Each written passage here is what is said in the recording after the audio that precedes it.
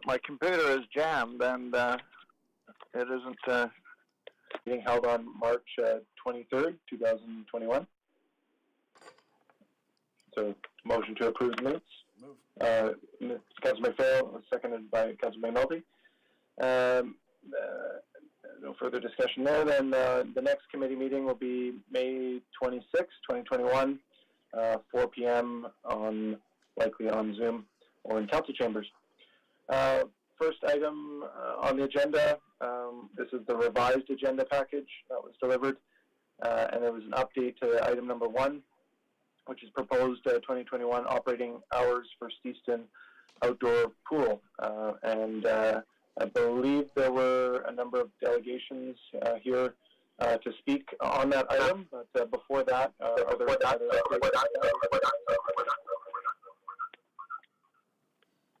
any further updates?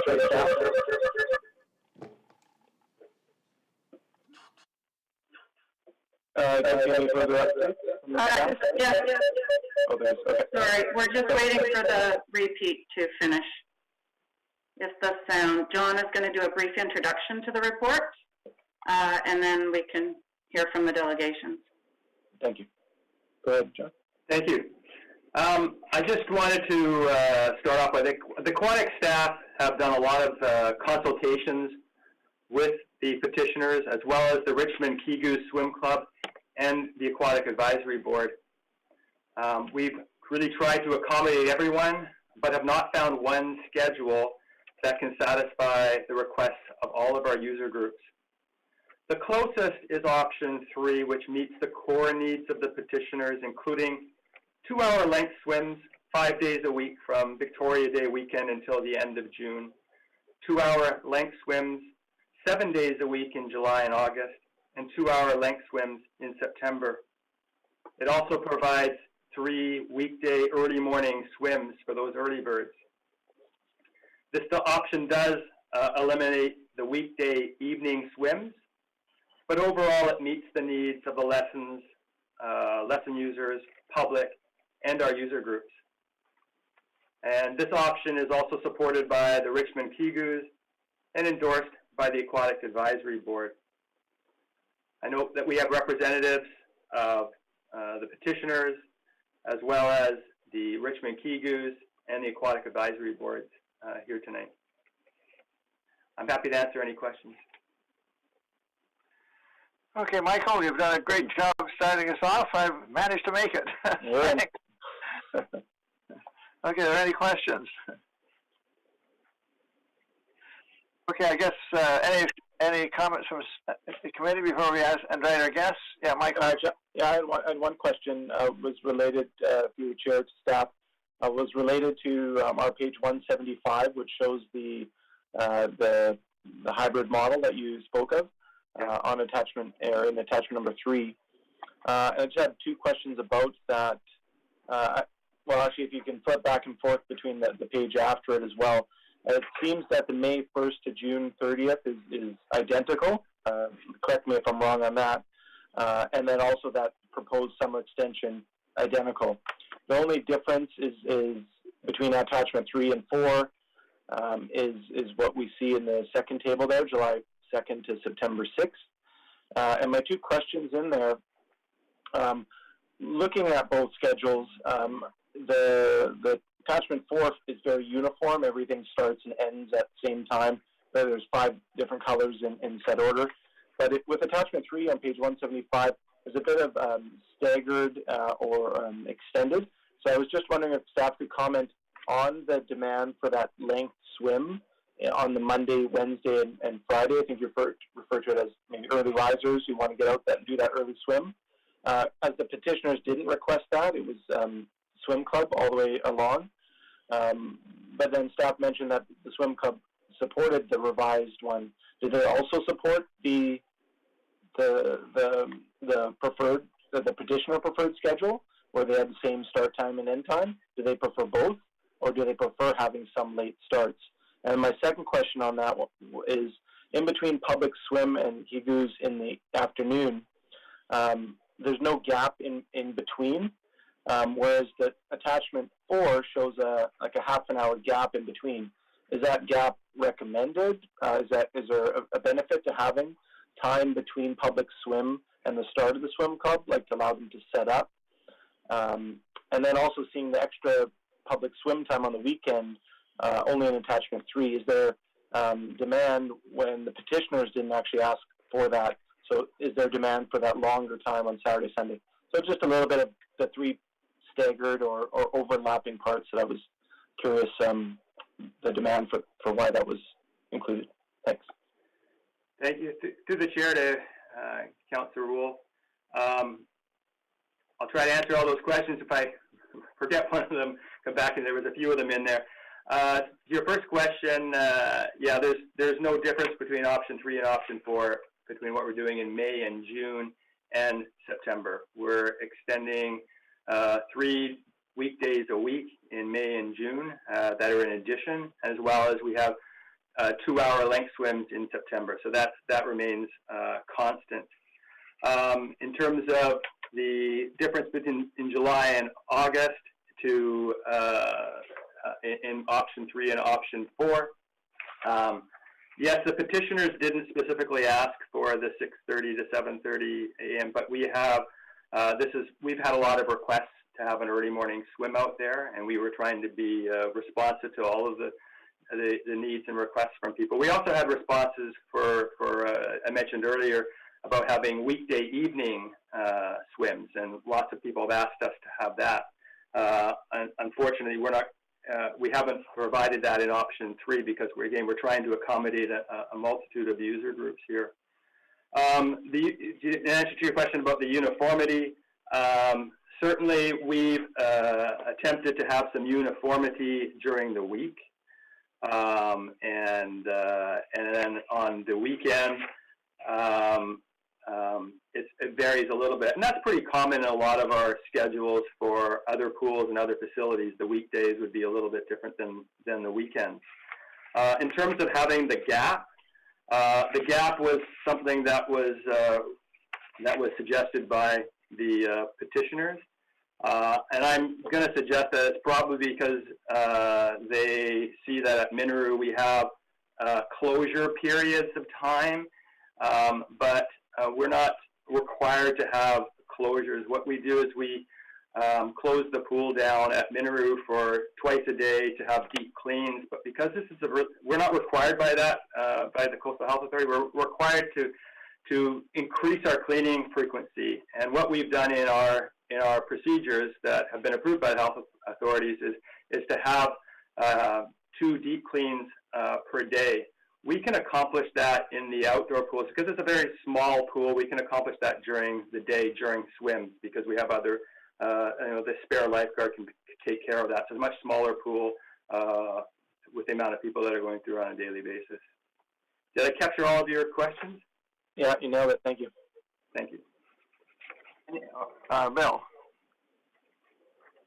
Much of am I on? Following on some of Michael's comments, you mentioned there were lots of people that want early morning swim and PM.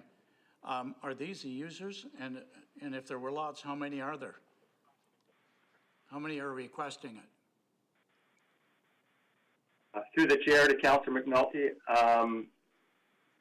it's a tough one to answer. It's not something that we quantify. These are just requests that we have throughout the season, that they want to have some opportunity to swim before work, and then we have some people that are working all day to see, hey, can I get some opportunity in the evening? But we haven't quantified exactly how many that is.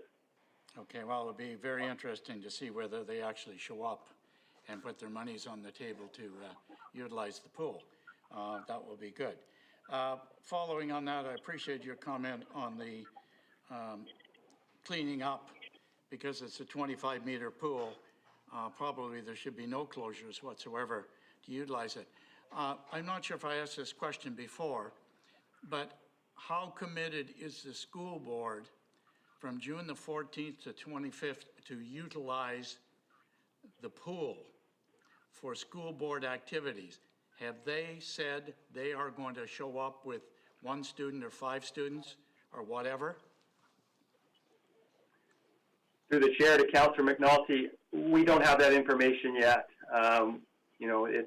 It's with the dynamics of the pandemic and the different health orders and what they're allowed to do and can't do. None of them have committed to that at this point, but it's traditionally something that schools have done, and it's an end-of-the-year activity for them, most of the schools in that particular area. We will know more of that information probably closer to the beginning of June to see whether or not they're going to be able to and willing to take those time slots this year. Yeah, with due respect to us, I think it's critical that they give us a better indication than that, because it's critical with quite a block of time that could solve them. If they decided not to show up, all the good work that you've done is thrown out the window. So I think it's critical. Either they are going to be here or they're not going to be here. It seems right now all they're doing for activity is walking in communities. Now, I stand corrected. I only can look at the 5 schools that surround me when the children are out in the sidewalks under supervision and going from various places. Before we get to delegations, because the buck has got to stop here tonight, regardless of who's in favor and who's not in favor, and we've got to make a decision. To be quite frank with you, I prefer option 2, but really don't like any one of them. So I'm going to ask you, while we hear some of the folks, and I always ask for public input, how do we marry option 3 and option 4? It seems that they're so close together, with one giving up, taking a half an hour or so, and I don't want to redo your work. I take a half an hour of public time away from the pool for option 4 and give it back to the Kigus, and we have a deal. So we've got everything that all groups want. And we've got to give and take a little bit. Forget the money, okay? We're not interested. That's not your job. It's our job. But if we do a little bookkeeping here, creative bookkeeping, I don't want to see the kids at the Kigu out at 10:30 at night. They can stop at 9:30, but we take a half an hour away from the public instead of an hour and a half, make it an hour. You can put that across the board, so Kigus now have their times back. Kids go home on the bus at whatever time practice is over at a decent time, so do the masters. And we can get on, and we've got the same number of hours. We keep 3, we keep 4, and hopefully everybody goes away happy. So, there's got to be a little bit of give and take here, and somehow we're going to do it over the next short time. I guess, and you've answered the question on the closure time, you don't necessarily need it, which means there could be added time in any of the options from 2 to 3:30 on most of them. The pool is whatever, I don't know, and same with 8 to 9.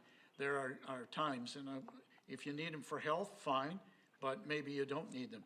So I'm looking at option 5, keeps 3, keeps 4, adjusts a little bit to both groups, and gives them what they want. It seems there's an impasse of not wanting to do that, and we may have to do a half an hour. We satisfy the users, the Kigus Masters, the club, and the public. And I'm very concerned about making sure the public can come and we start building on the public attending Steveston Pool to make it a viable option on its own. That's what the pool was built for in 1972, and I think it can be, and it's the only outdoor pool that we've got now, so I think that those outdoor swimmers need to be accommodated. So I don't see it much of a problem unless I'm wearing sunglasses this afternoon, but I'm interpreting what somebody wrote on page 171. So I'm hoping between now and the next 10 minutes we can do that. Well, let's hear from the delegations. Elizabeth wanted to make a comment way back in your conversation. Did you still want to say something? Just through the chair, I think it is worth noting that last summer, albeit in a COVID situation, the pool was dedicated to link swimming from 6 a.m. 5 days a week. through until the lunch hour. And what we saw was that our adult population was very interested in coming out and swimming every morning from 6 a.m. right through until the early afternoon.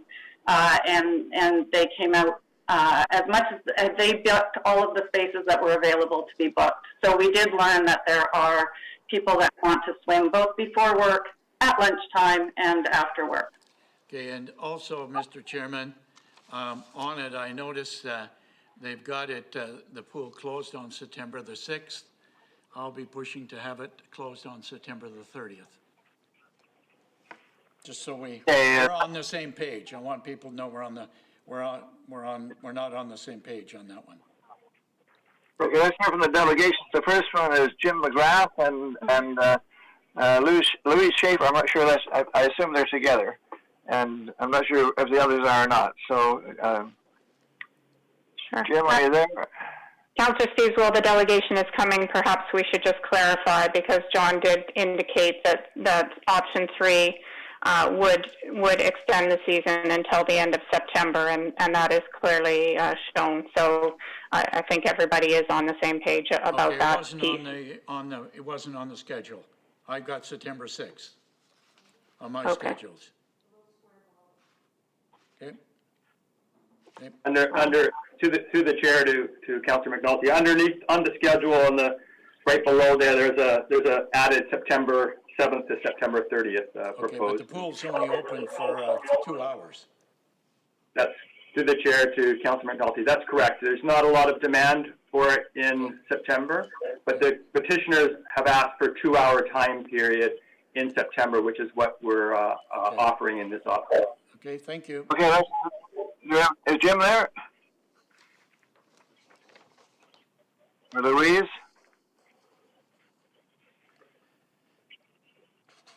Their pictures are on the screen, or their names are on the screen. You got to be let in. And how do they get let in? Ah, there we are. Okay, Oh, good. good. Okay. Everyone can hear me now? Yeah. Good. Go ahead. Okay. Good afternoon. My name is Jim McGrath. Thank you for allowing us to present to this committee meeting. As my associates, Louise Schaefer and Duncan Smith, will note in their upcoming presentations, we represent 109 signed petitioners and the many other length swimmers at Steveston Pool that were not accounted for by the 2019 petition. We're here today because we've learned that Aquatic Services has recently submitted a memo to this committee outlining options for a new proposed schedule for the 2021 Steveston Pool season. It appears that this memo recommends a proposed schedule called Option 3 that does not utilize the pool to the optimum levels that we had recommended. I'd like to remind everyone of the key points from that petition of 2019. Firstly, to open the pool from May to the end of September, but we had subsequently negotiated to start the public pool season on the May long weekend. Length swim to continue daily for the duration of the pool opening. The requested new hours of operation would be weekends and stat holidays, length swim from 10 a.m. to noon, public swim from noon to 7 p.m., weekday length swim from noon to 2 p.m., and public swimming from 2 p.m. to 7 p.m. We've worked diligently with the city's aquatic services staff at many meetings in 2020 and this year to arrive at an equitable schedule for usage of the Steveston Pool for the upcoming seasons. Our team has worked on several versions of the schedule in an effort to support the needs of all people that use the Steveston Pool. The petitioners sent a version of the Option 4 schedule to Mayor and Council prior to having access to the memorandum that Aquatic Services subsequently submitted to this committee. We subsequently worked on refining Option 4 as part of our analysis of what we consider to be anomalies in the Aquatic Services preference for Option 3. Since the petition inception, we, the petition group, have made and accepted concessions in order to accommodate Aquatic Services departmental operational needs and facilitate better usage of the pool. In all meetings regarding allocation of pool time, we have stated that we have never wished to reduce the hours of pool usage for any other group. We wish only to be given a more equitable and reasonable schedule for length and other public swimmers. We developed option 4 to address the requirements of all user groups, all age groups, from children to seniors, and for those that operate the pool.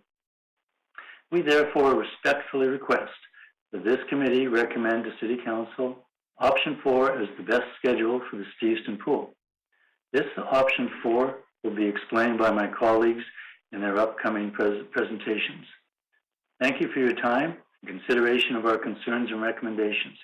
This concludes my presentation. Thanks again. Okay, I believe Louise is next.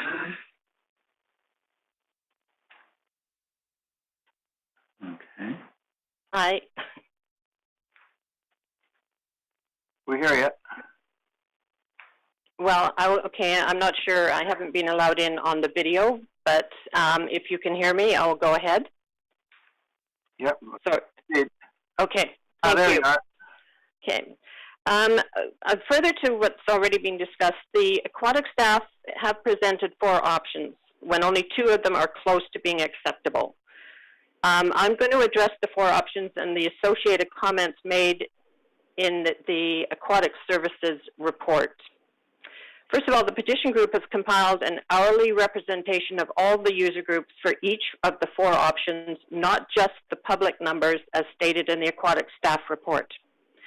For your options 1 and 2, they are similar, but number 2 has added a length swim, if you look at it, for 2.5 hours each day in September. Over the 137 scheduled days of the pool opening, Swim Club has been allotted 818.3 hours, lessons 160 hours, school board 50 hours, and the public has 463 hours for option 1, 510 for option 2, which is approximately half the time allocated to Swim Club. Historically, Swim Club has the perimeter hours of the day and the public the core hours, but the Swim Club has been given priority for 3 of the 5 weekdays for afternoon swim times. I would like to remind the attendees of this meeting of the City of Richmond policies, Aquatics Programming Policy number 8011, which lists the priority of pool usage to lessons number 1, public number 2, Swim Club is number 4. Since neither option 1 or 2 addresses the request of the petition, we ask that you please reject options 1 and 2.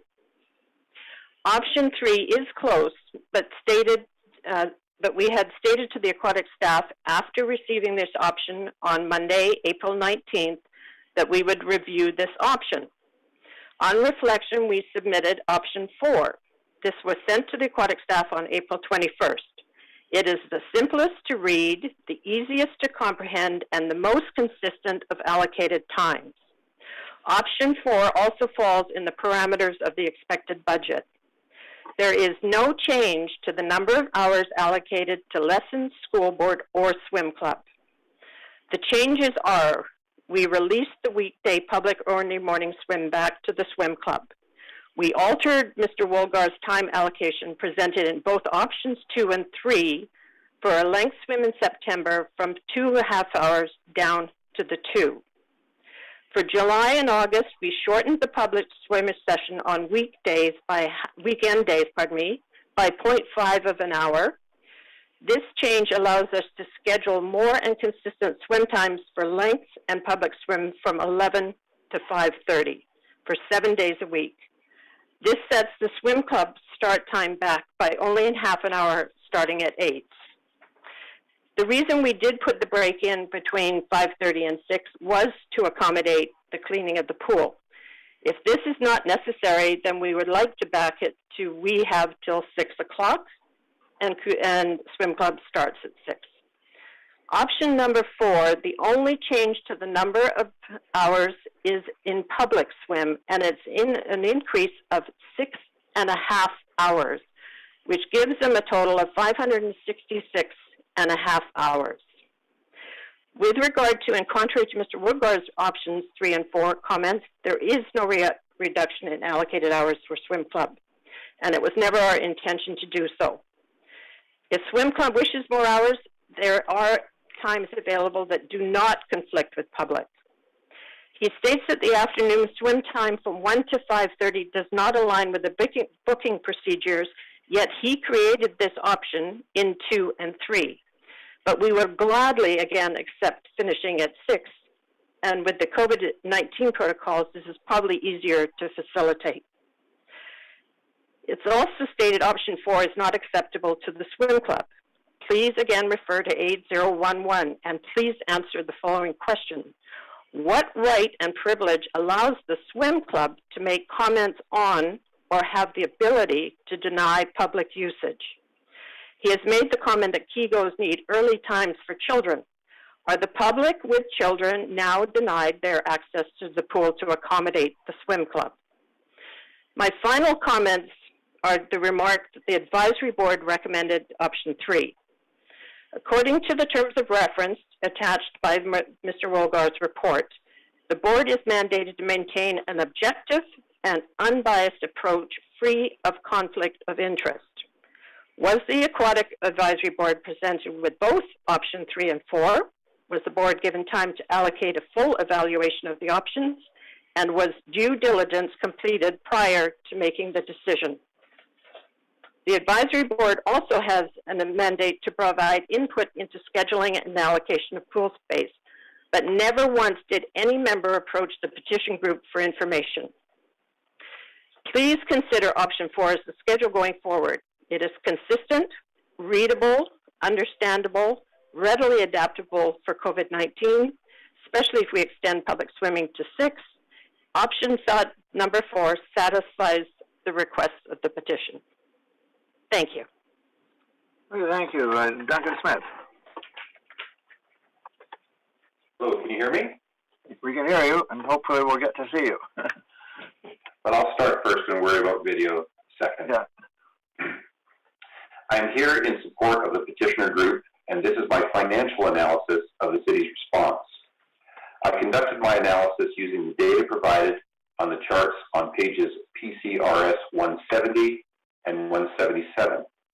Although I believe there are several minor inconsistencies in the city's data, none would affect the validity of my observations.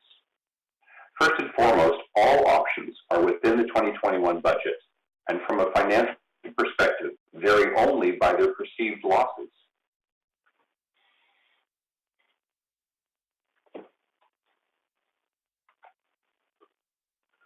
Although the perceived losses rise by approximately $10,000 in option 2 to approximately $19,000 in option 4, revenue remains constant at around $54,000, which begs the question, why doesn't revenue increase as costs,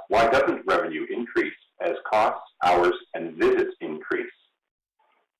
The answer, as stated in the city's response, is, for option 2, no additional revenues are expected from this option as the majority of the users are anticipated to be existing pass holders. And for options 3 and 4, a marginal increase in revenue due to the majority of users being pass holders. Pass holders refer to users, mostly seniors and adults, that purchase annual, monthly, or other passes from WaterMania and MCAL that entitle them to use any aquatics facility within the city. So a logical person would ask, why isn't there some form of pass holder revenue in Steveson's budget? Is this just some sort of accounting issue? This flaw is well known within aquatic services and has been discussed numerous times at aquatic services board meetings. The PRCS committee is being asked to fund these perceived missing revenues from the council community initiative account. Firstly, and again, all options are within the 2021 budget, and secondly, this would effectively be double dipping, as aquatic services will have already received the funds to pay for the activities of pass holders at Stevenson Pool. They are just not reflected in this budget. Also, operating expenditures are only expected to have a minimum 50% recovery rate. However, PRCS is expected to contribute a 100%. Why? This is more double dipping. I can only come to a couple of possible conclusions. Aquatic services lack the financial wherewithal or systems to implement and administer cross-charging. Aquatic Services budgeting process relative to outdoor pools is seriously flawed, and they are trying to use the Council Community Initiative account to offset a perceived lack of revenue and minimize their 2021 losses. Lastly, there is no reason to fund this from the Council Community Initiative account. Thank you. Thank you. Committee, does anybody have any questions of the delegation? Bill? Of the previous speaker, were the, just to ask a question through the chair, were the delegations able to hear our speech before? Even though they weren't let into the meeting, were they able to hear us of what we said? Yes. So they were able to hear my comments earlier then? Yes. Okay. I had a quick question on it, and I had mentioned, and thank you for the financial analysis. You may not be answered. The previous speaker probably could. If we took a half an hour away from the public and make that last session 1 hour like each of the other ones instead of an hour and a half, gave that to the Kigus so that they could go home at 9:30 at night instead of 10, as I said earlier, we would have a deal. Could the I think we would. Yes, I believe we are within reach of a deal. Yeah. I think what would be simply proposable would be to either start the KU session at 6 in the evening and end it at 10, which I believe should be acceptable. And if there is more time required, I give them from 6 in the morning until 9 a.m. This would effectively remove the 2 gaps that are in the schedule as we proposed it today. If 5 o'clock is the number that we have to come to, I think that's also doable. Well, that would be my suggestion, especially for July, when we get into it, is stop the public swim at 5, let them clean the pool, and the swim club can come in a half an hour later, and then the kids go home at 9:30. To me, that would make, we got to give and take in this, and we're so close to a solution that, yes, not everybody is going to be happy, but it will allow us to get on with what we're talking about, and hopefully the pool will have the demand for even more time, but let's get it open and let's get on with it. And the monies, committee will make the recommendation appropriately. But I do agree with you, if a person is using a pass to come to this pool, that should be recorded as one and should have a value. Just in the same way I go to Thompson and I work out in the gym, I buy my pass, and every time a certain amount is deducted across the boards, and they account for whether I come there or I come from South Arm and pay my dollar, but they get the money. So I think that is something, and I suggest to staff that that be put into all financial statements. But thank you, Duncan, for that. I think if we can see we can change by half an hour, I think we can move on, and it solves all our immediate issues at right now that are on paper. I think we can agree to that. Okay, we've got a couple more speakers. Sonia Dong. Who? Sonia. Hi, can you hear me? Yes. Okay. So I had a little speech made out. I'm Sonia Dong. I'm the vice chair of the Aquatics Advisory Board. But after Mr. McNulty gave those option changes, I'm not sure if I need to make my big speech. So I would pass it to John, and just I'm not sure of all those changes and how that affects what we're doing, and we should just come to May I ask for some, through the chair, may I ask for some clarification on that, or some, Sure. I'm not exactly sure what is being proposed, but when I hear the comments from the petitioners, they want to have the Kigus start later. The Kigus have expressed to us that they need from 5 p.m. to 10 p.m. They need 5 hours during the week. They have a lot of children to accommodate in their club, and they need that time in the evening to be able to accommodate everybody during the July and August time period. We do also have some representatives from the Kigus here tonight, can speak to that specific point. Okay. Well, my comment was that they can have to 10, they can have whatever, but start at 5 or 5:30, no problem. Can be worked out. To the chair to Council McNulty. Yeah, they would prefer at 5 going to 10. Through the chair, option 3 outlines a 5 p.m. start and a finish at 10 p.m., which allows the Kigus to get their swim in. It also outlines Monday, Wednesday, Friday. So the Kigus are not without hours in option 3. They are actually in support of option 3, and perhaps Rosemary would like to speak to that. Okay, we have 2 Rosemarys here, but whichever one's first. I think it's Rosemary Nickerson.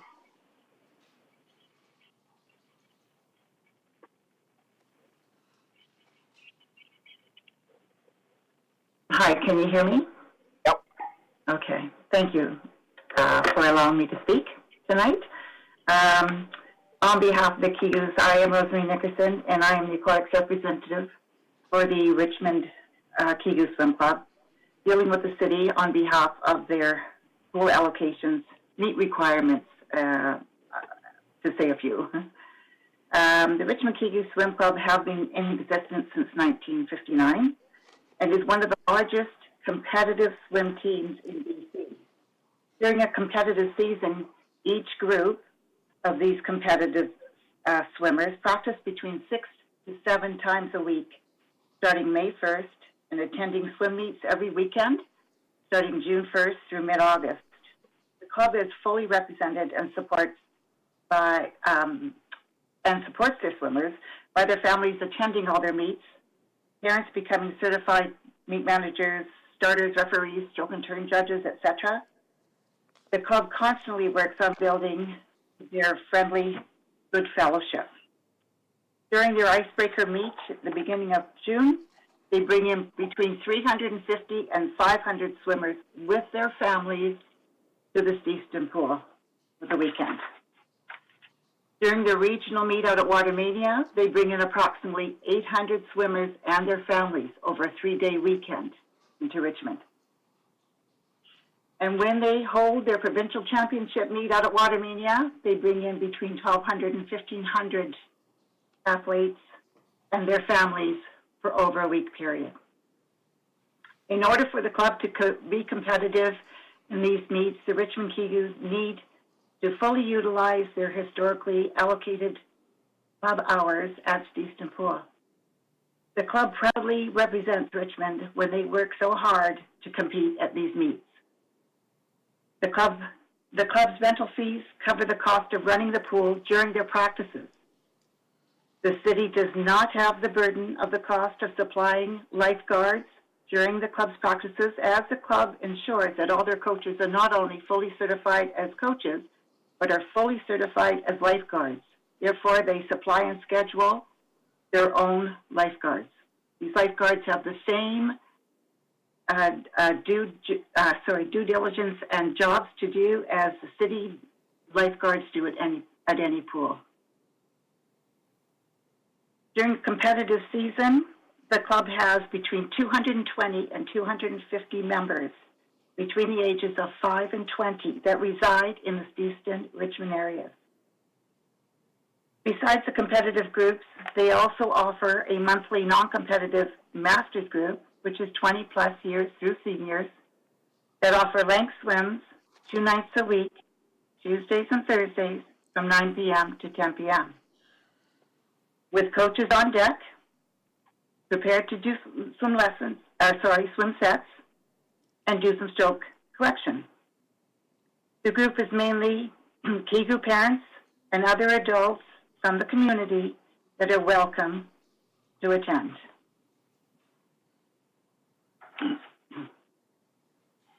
Is that, oh, go ahead. Sorry, can I continue? Yeah, go ahead. I thought you were finished. Yeah. Okay. The Richmond Kigus currently struggle with the with these COVID times, and only are able to afford to swim half of their membership, as they are allowed only 3 swimmers per lane instead of 6. And each group can only practice 3 times a week instead of 6 to 7 times a week, to ensure that they are following the strict safety protocols of COVID-19. Therefore, they cannot include their junior development group during this time, as the group needs assistant coaches in the waters with them. They await the green light from the PHO and Via Sport in order to put their master's adult program into the water.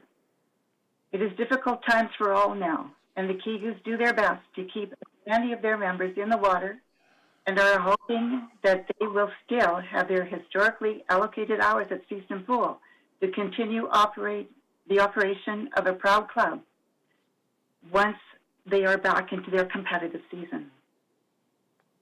City Aquatic staff have been consulting with us over the last several months to look at adjusting some traditional schedules to open up times for other groups.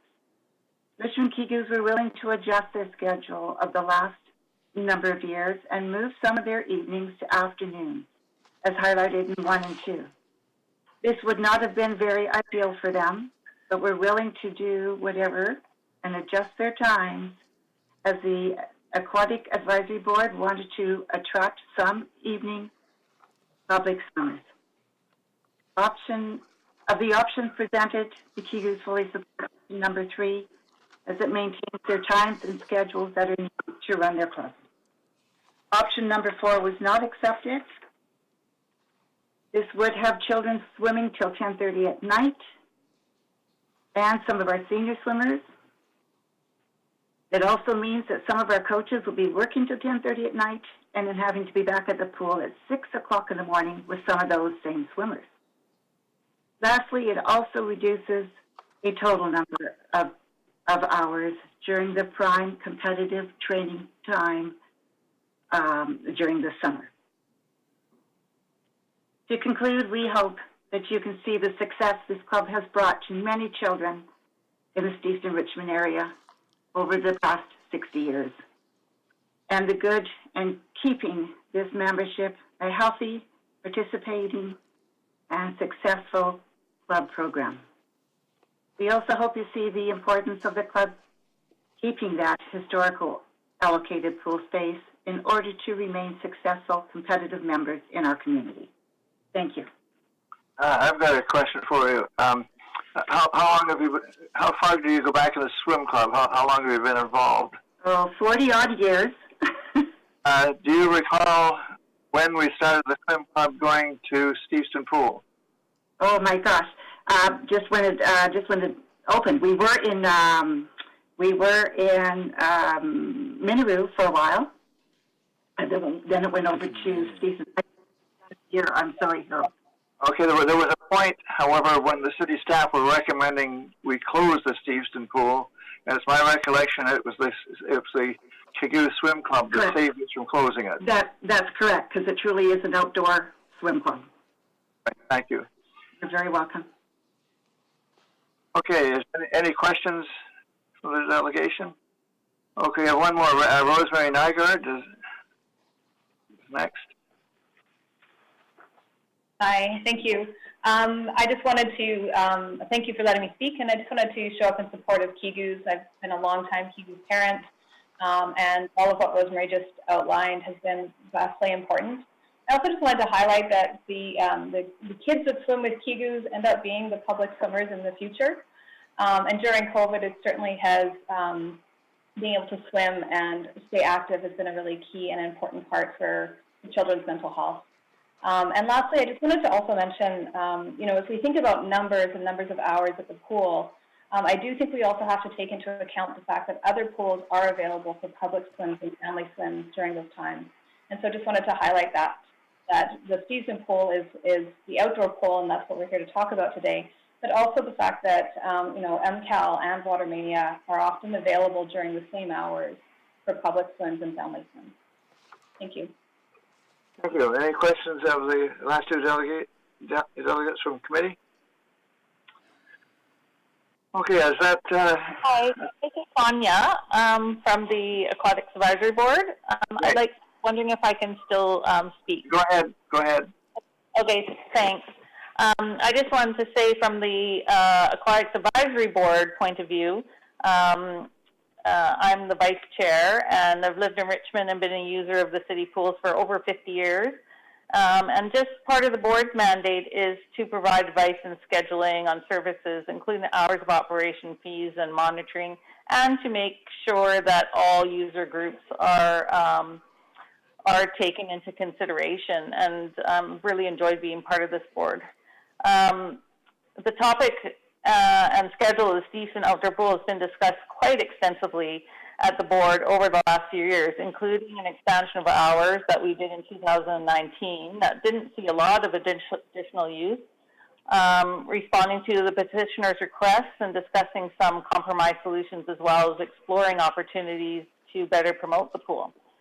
So on the Aquatics Advisory Board, through staff, have done a lot of consultations with the petitioners and the community regarding the pool over the last 18 months, and have held many discussions at the board table. So I just wanted to make sure that that's known. And the board originally supported option 1, and has that stays within the operating budget, and is trying to open up some evening swims during the week to attract more users.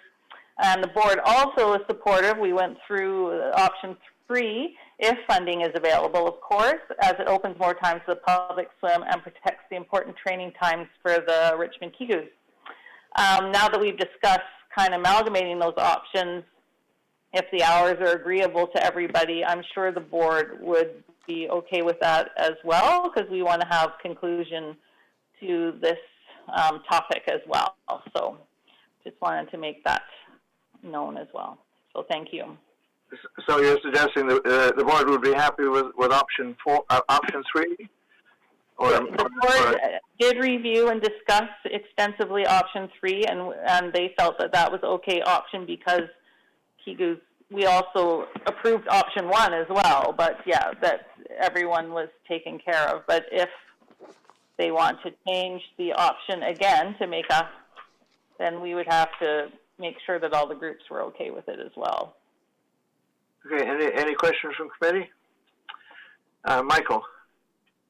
Yes, thank you to the chair. To the last delegate there, Sonia. Are you able to comment on the attachment 4, the option 4?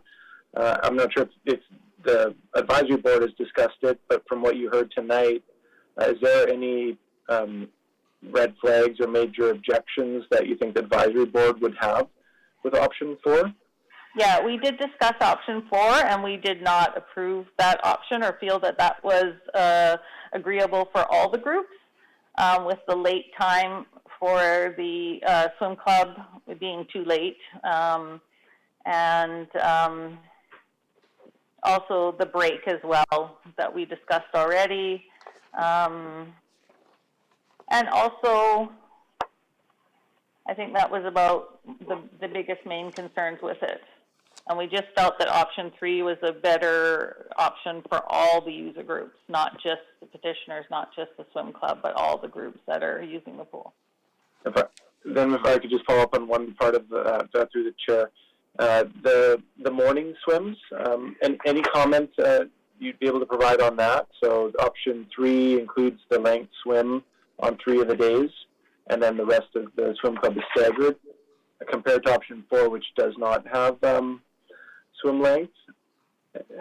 We discussed the having morning swims for lane swimmers because of other groups that are interested, and other groups on the advisory board that do lane swimming that aren't part of the petitioning group.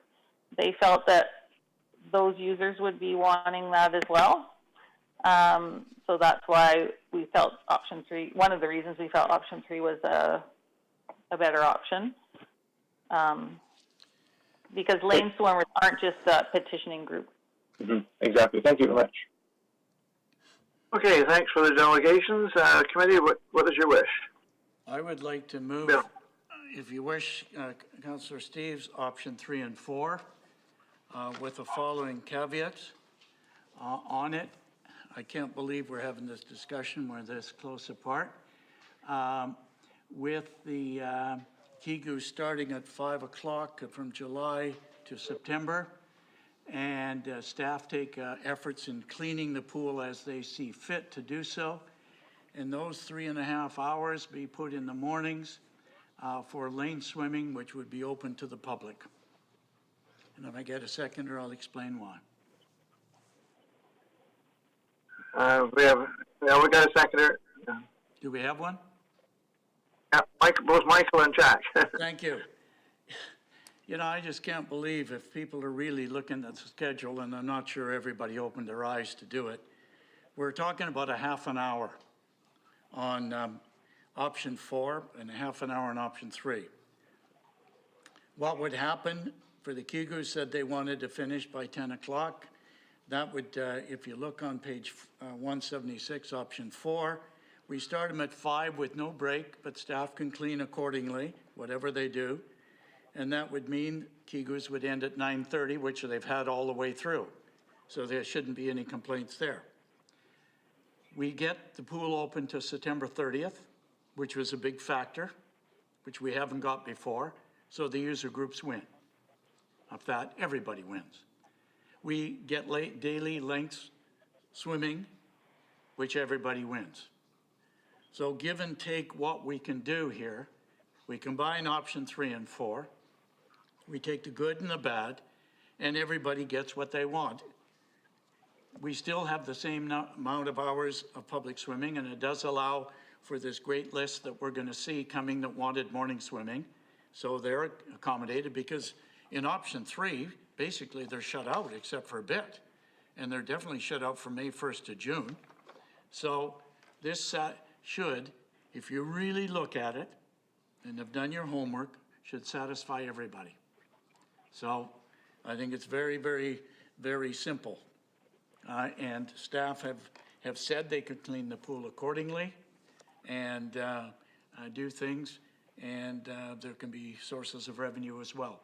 So that's why I asked if all delegation members were privy to my comments at the beginning. And basically it's a compilation of that. Okay, any other comments from committee? Michael. Thank you. Just to clarify what I heard, so I'm in support of option 4, and after the discussion today and some of the comments, definitely aspects of option 3 as well. So to clarify, and again, I think for all of us to be reminded, when we're looking at the tables, they don't all end at the same time. Option 3, both of the big tables end at 10 o'clock, but on option 4, the table on the right, the July to September table, actually goes not till just 10 o'clock, but goes till 10:30.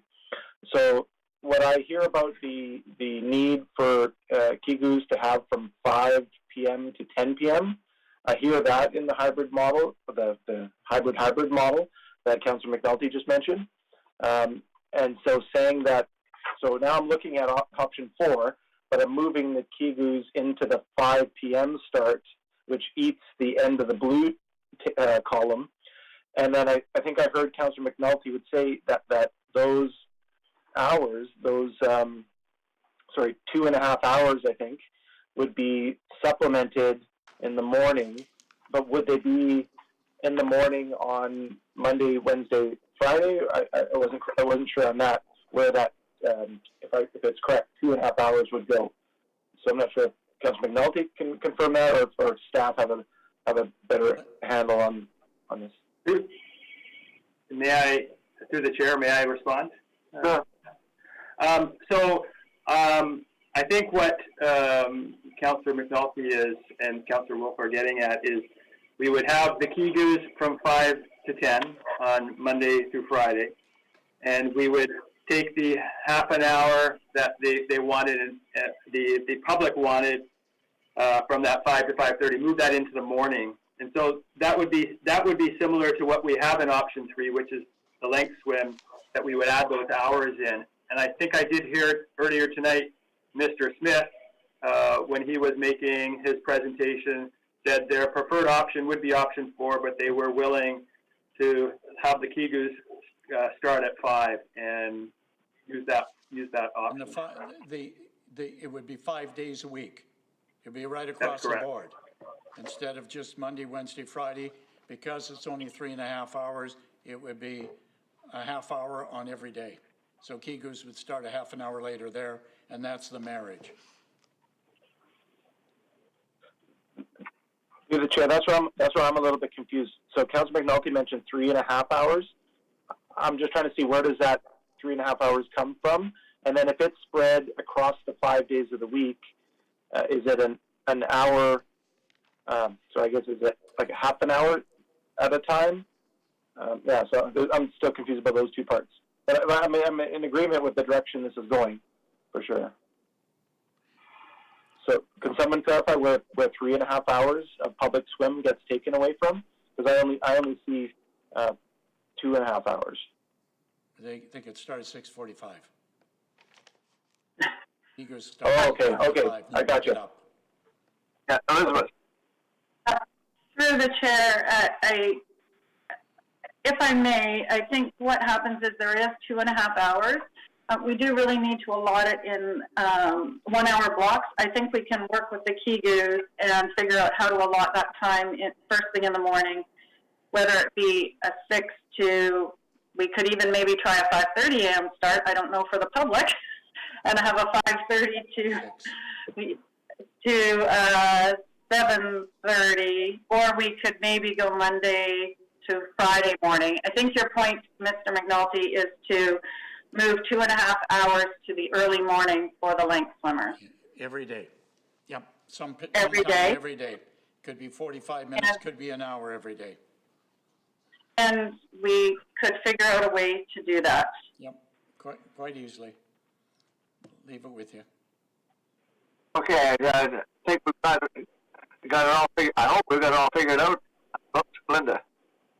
Thank you, Mr. Chair, and through you to staff. So, will you be able to get a revised schedule and budget information for council?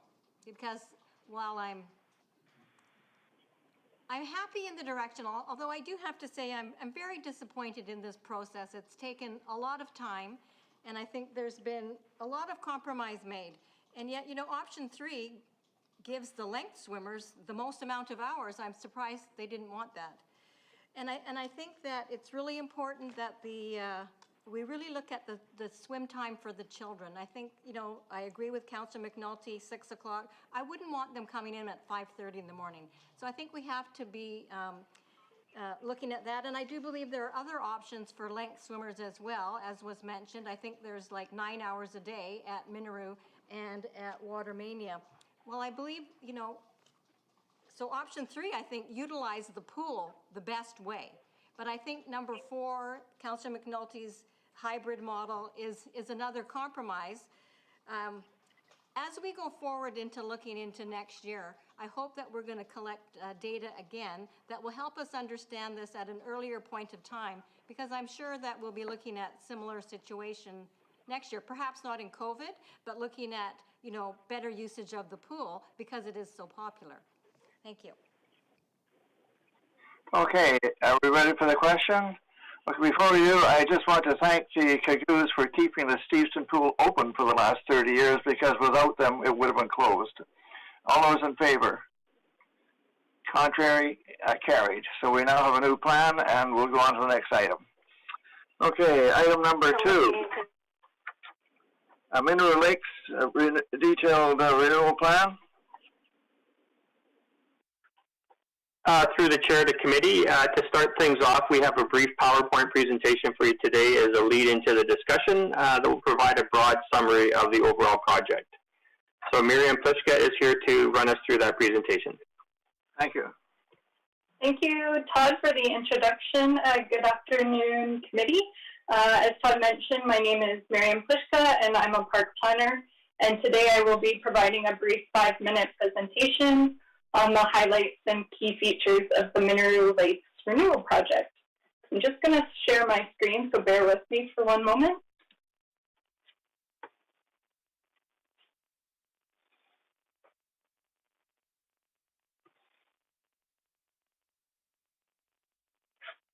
Okay. We also have with us today Andrew Robertson, David Neufeld, and Chris Boyd from ISL Engineering and Land Services, and they will be able to answer any technical project questions that may come up.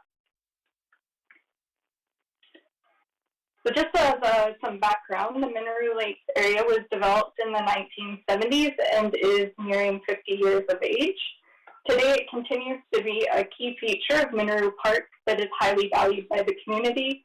However, due to its age and general wear and tear, it is in need of renewal so that the lakes are more self-sustaining and the surrounding park areas better meet the needs of the growing surrounding community. During the Mineru Park Vision Plan and Mineru Lakes detailed design processes, key issues were revealed based on studies, tests, and background research. These key issues include infrastructure failure, meaning that the pump, overflow, liner, and lake edges have failed and are no longer functioning as intended.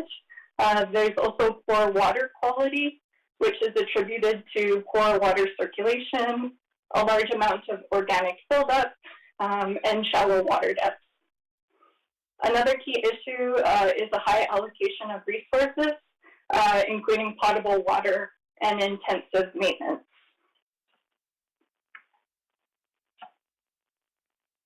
Now I'll provide a brief overview of the proposed lake system. In response to the identified key issues, a more self-sustaining system for the lakes is being proposed. Instead of potable water, the lakes will be fed by stormwater from the catchment area east of Mineru Park. Stormwater will enter the site via a new detention pond located at the bottom right of the diagram included on this slide. This water will then be pumped up to a renewed upper pond and waterfall, which is shown at the top middle of the diagram, here number 6. And then water from the waterfall will enter the lake ponds and flow from north to south. Excess water from the lakes will overflow via a channel back into the detention pond, with any excess water in the detention pond overflowing to the adjacent existing canal. As shown in the section on the slide, also provided, the edges of the lakes will be infilled and raised slightly. This will allow for increased water depth to help address water quality issues through reduced solar heat gain and lower water temperatures. And the infilling and raising of the edges of the lakes will also help preserve trees around the edges, while also protecting the underlying water table.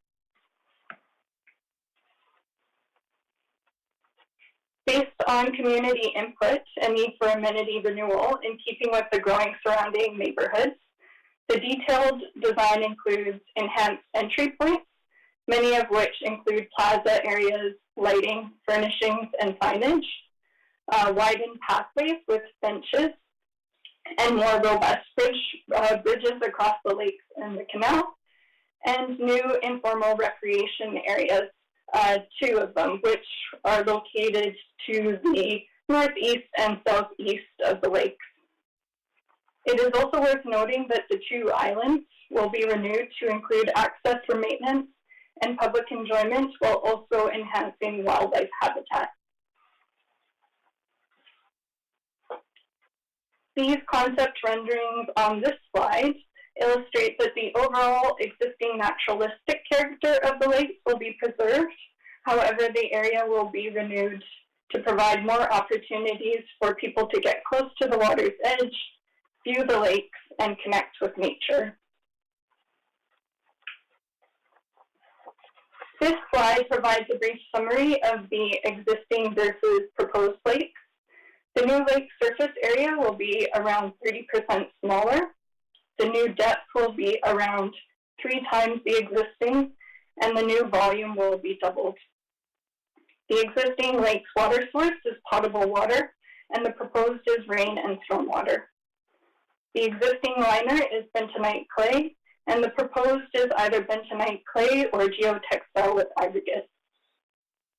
The existing lake edges are riprap, and the proposed are a combination of boulders, stacked stone, and stone-faced concrete retaining walls. The existing number of trees in the lake's area is 649, and after renewal, the area will contain 664 trees.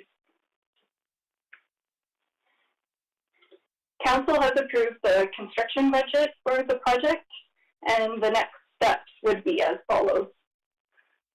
Finalization of the contract documents, meaning the detailed design drawings and specifications, followed by an RFP and contract award process for construction services, and then phase 1 construction starts tentatively early 2022 with completion the same fall. That concludes my presentation. Thank you, and we will now open it up for questions. Okay, any questions from committee? No. I have a question, Harold. 2 things.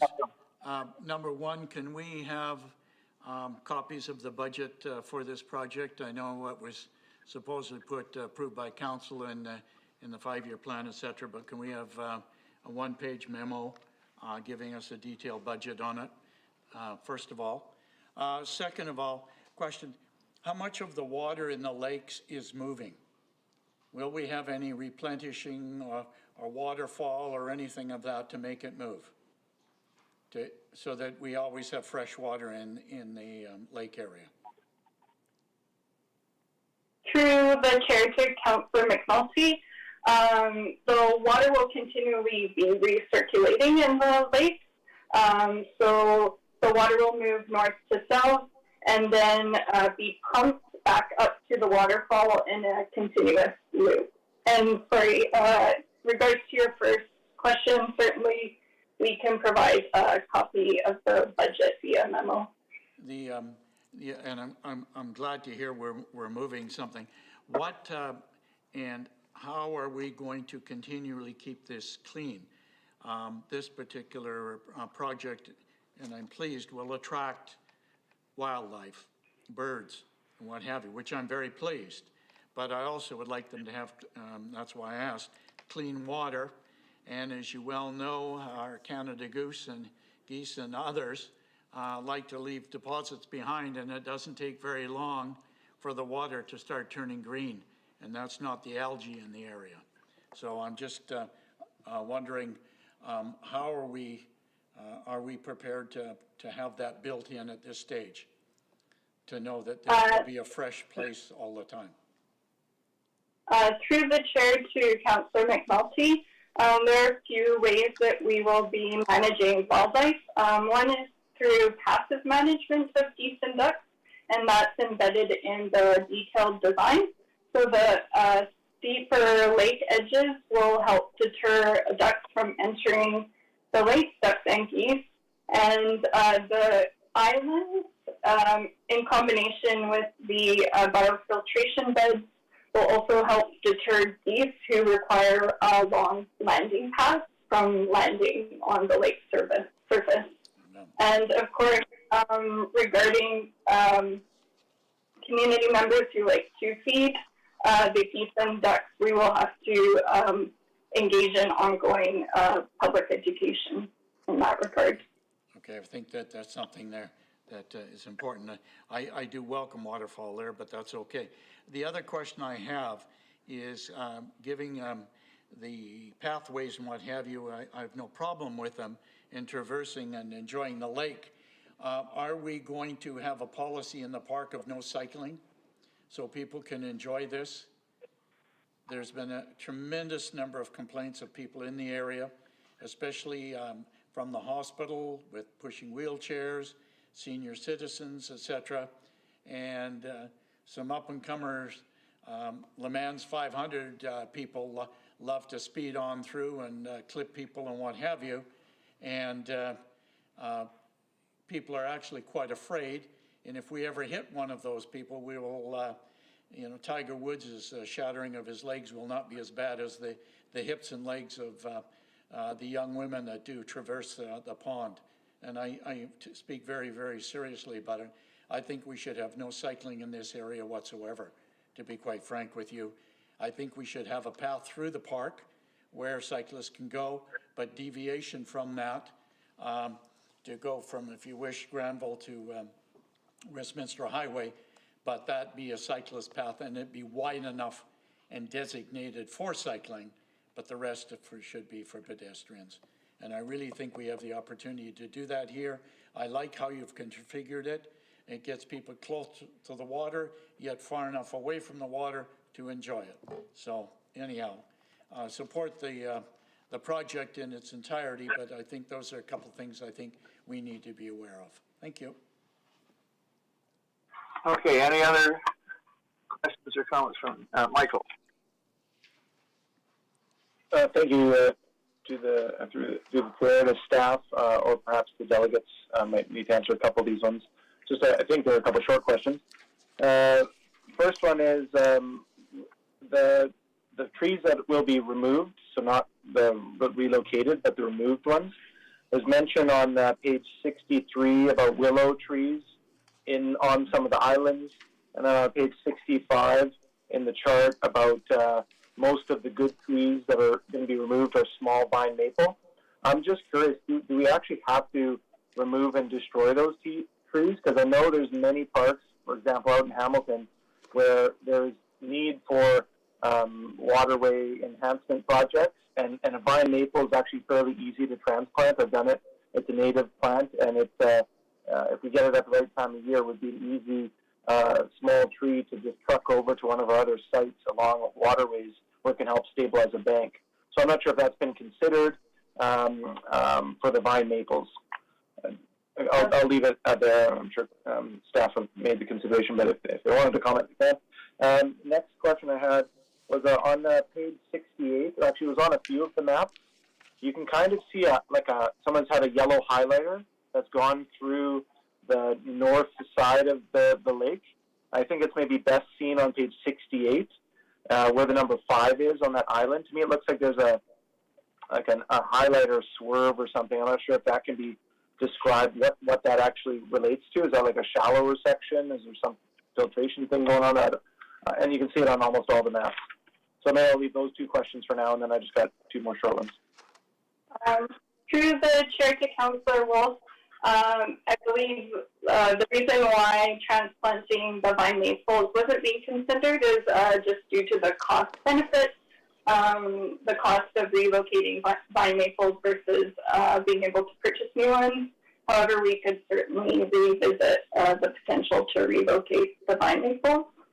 And in regards to the second question, I believe, sorry, just to clarify, is the highlighted element moving north-south or east-west on the It's kind of like up and down. Like, I don't know if other people can see it, but it's. I just thought it was a component of this that didn't have a description of what it was representing. Yeah, so, let me share my screen and see if I'm understanding correctly. Thank you. Through the chair to Councillor Wolf, I think what you're mentioning, this is Jason Chen from Parks, is the biofiltration planting that is on both sides of the North Island.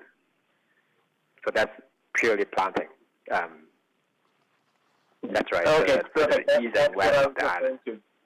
Yeah, that's exactly what I was referring to. So thanks. That clarifies that one. Thank you. And then finally, around the filtrations, I guess maybe page 69, the water proposed lake systems. Between 10 and 11, that the overflow surface channel, is that doing filtration? Like we hear about bioswales where water can go through soil to help filter out some of the material? Is there, where is the actual like filter that needs to be changed? And is there ground filtration that's a component of some of this that I'm not picking up on?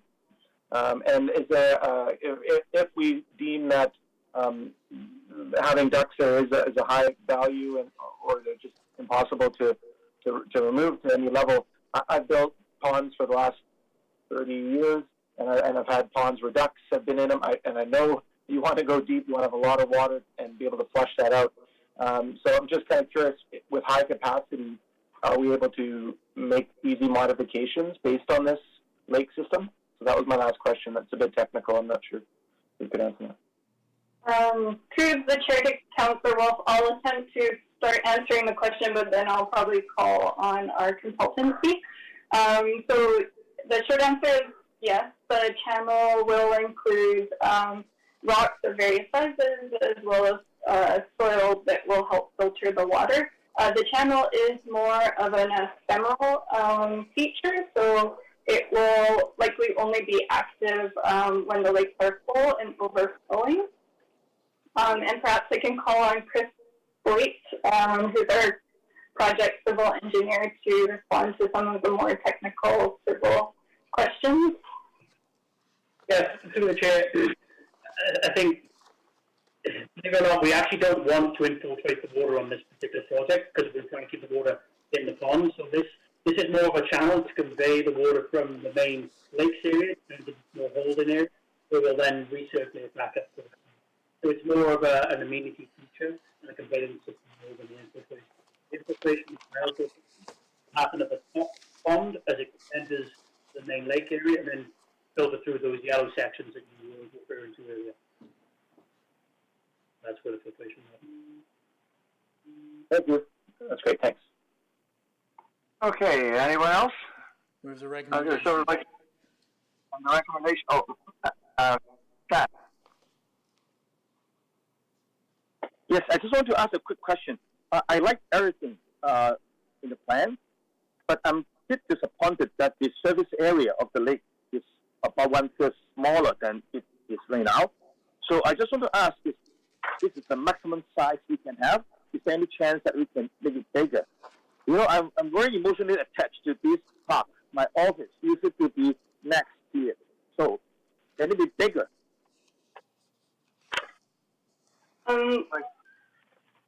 Through the chair to Councillor L, the amounts that we brought the edges in are based on a 3-to-1 slope along the edges in order to raise the lake edges and obtain that ideal depth that we're looking at for water quality. I guess the other significant area of reduction is the area that's currently infilled by the aggressive cattails, which is no longer open water. That's another area that we're planning on removing the cattails and then infilling to create a more passive recreational area. To the chair, to Councillor Al, to add to Marianne's response, another factor that we took in is we try to maximize the saving of trees that is located around the edges of the lake. So to do that, we have to move the lake edges in to save the existing tree, and with also the additional height on the edge to increase the water depth and volume of the water as well. So that's kind of add to the reason why we have to limit and reduce the amount of surface area for the lake. Okay, good. Thank you. Anyone else? Okay, we have a motion to moved. Receive for information. All those in favor? Aye. Carried. Item 3, options for Imperial Landing and Britannia Shipyards docks operations. For the staff recommendation that option 1, Britannia Shipyards National Historic Site Society pilot be endorsed as the preferred option for the operation of the docks at Imperial Landing and Britannia Shipyards, as in the report. Would staff like to introduce the item, and looks like we have a delegation. Through the chair, we have nothing further to add to the report, but are happy to respond to any questions. Okay, any questions from committee before we go to the delegations? Okay, the top of the list, we have, let's see, Lauren Sly. Let me get this a little closer. Lauren Sly, Andy Hobbs, Terry McPhail, and Linda Barnes. So I assume Lauren would be first. It's Lauren Sly there.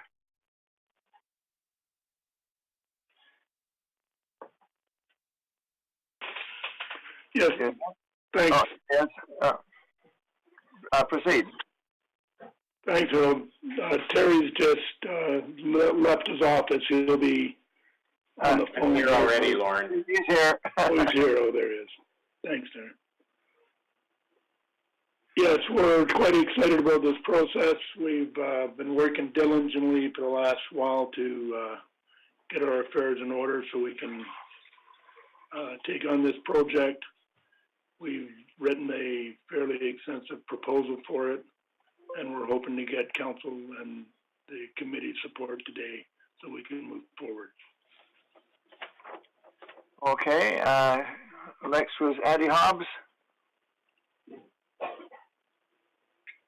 Thank you, and through the chair, I'll just defer to Terry and other speakers.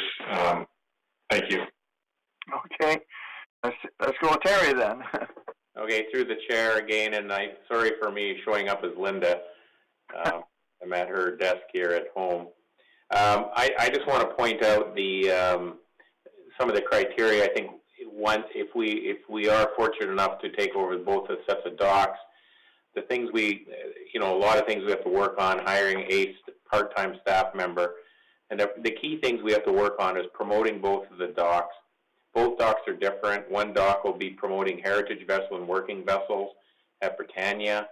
I call them vessels of interest that would be good for Steveston, the community, and the residents of Steveston. We have to look at rates. We're not charging people Britannia. I checked most other heritage foundations around, like the Maritime Museum and that.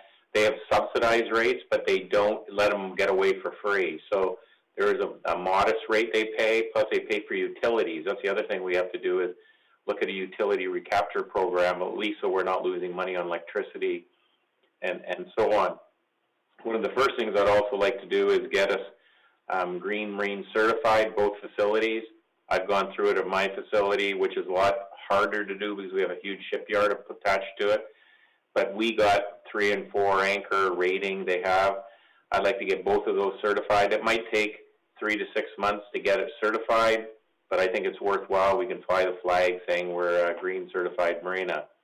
We'll also look at certain things again, insurance programs for mostly Britannia. Transients boats don't need as much as insurance. Looking at revenue contracts that they'd have to sign again mostly at Britannia, but also implied contracts when you have at Imperial Landing. Also working closely with tourism, Steveston, and all the business collaborations around there. And also looking at, I'm also approaching some people about sponsorships of some of these places. And I know sponsorship can be a tricky thing, but I'm just saying if we had some feedback from city staff, where when I mean sponsorship, I'm not talking about naming opportunities. I'm just saying people want to see this thing go through it, and they'd either give us dollars or they'd give us some other things in exchange for that. And I know we could work on that. And also working on boat shows, festivals, yacht clubs, after the pandemic, of course, and looking at that type of stuff. And working with cultural promotions too, like the Chinese junk is one opportunity, or other things like that. We could do with that. And also on the greening of things, I'd like to look at perhaps even looking at water taxis from here to New West and so on and so forth, which we could look at either dock and doing stuff like that. And working with all the stakeholders in here to have a better functioning, well-run facility on both parts here. And we know how to deal with things like derelict vessels, non-insurance compliance, overstays, and things like that as well. So I'll leave it at that. I've extended over my time, and if anybody has any questions for me, I'd be pleased to answer. Okay, Linda Barnes. Good evening, Chair. Linda Barnes, 4551 Gary Street. And as the Chair of 2020, I support this motion. I think it gives, 2020 has always supported the nonprofits, in extending their mandate and their work that they are doing here in Steveston, and supporting those societies such as the Britannia is definitely something that we do. The Steveston Harbour, of course, as you know, is the largest small craft harbour in Canada, and as such, Britannia is poised to be a part of that and to assist in ensuring that, as Terry McPhail said, responsive to the community and to the businesses here in Steveston as a nonprofit and charity. So I think they're well poised to do that, and I would definitely support it. Thank you. Okay, thanks for your presentation. I've got a question. I'm not sure who would want to answer it, but for, goodness knows, the last 5 or 6 years, except for last year, myself and a number, Chacao came last year. We went down to Port Townsend, and they have 10,000 boaters that go there every fall, except during COVID. And many of them come up through the across the border and all the way up the Salish Sea going north. And we keep inviting them, saying, well, you should come to Steveston, but we've had no place for them to go. And I'm just wondering if Terry mentioned going to different boating groups and stuff like that. Is that what you had in mind, of finding ways to get some of these people to bring their boats into our harbor and visit Steveston?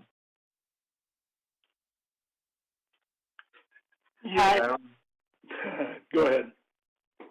Yeah, go ahead. Who's going to answer that? To the chair, this is certainly something that we have been working on, building those relationships and those networks, and we would welcome the opportunity to work with the society to do that even more. That's great, thanks.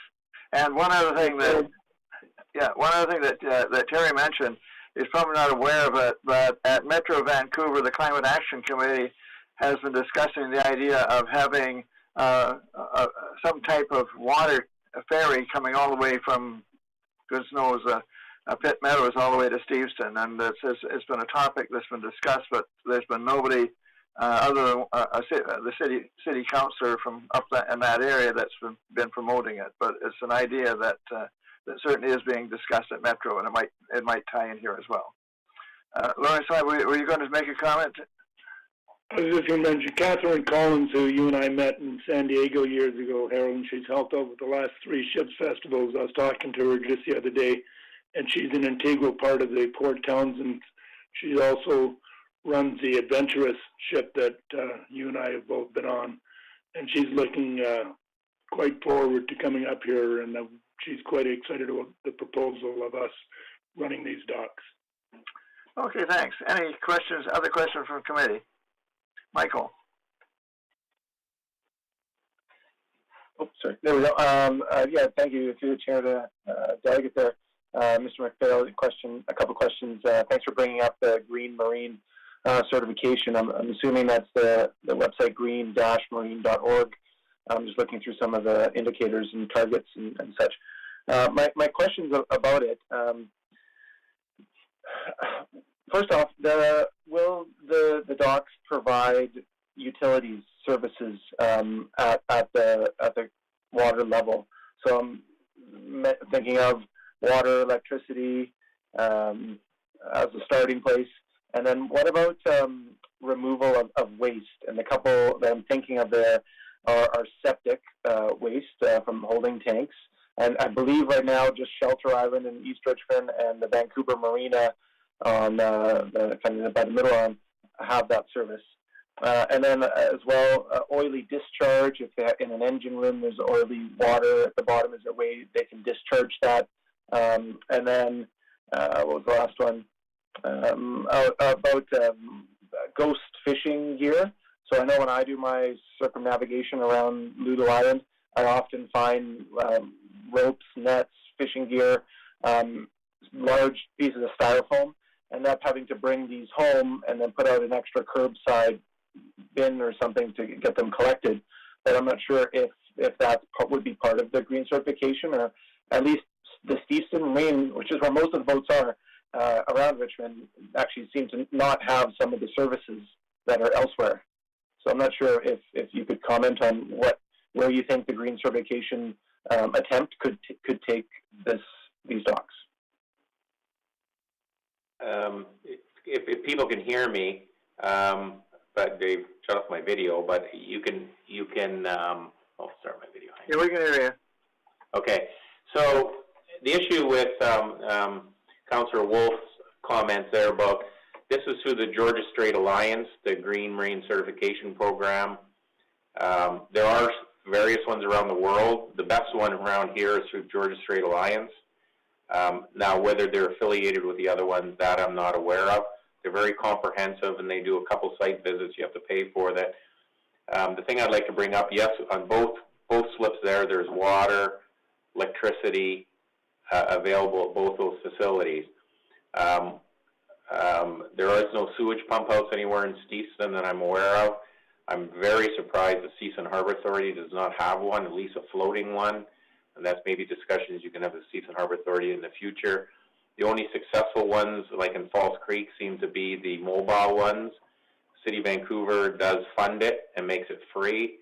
Us at Shelter Island, we charge for it.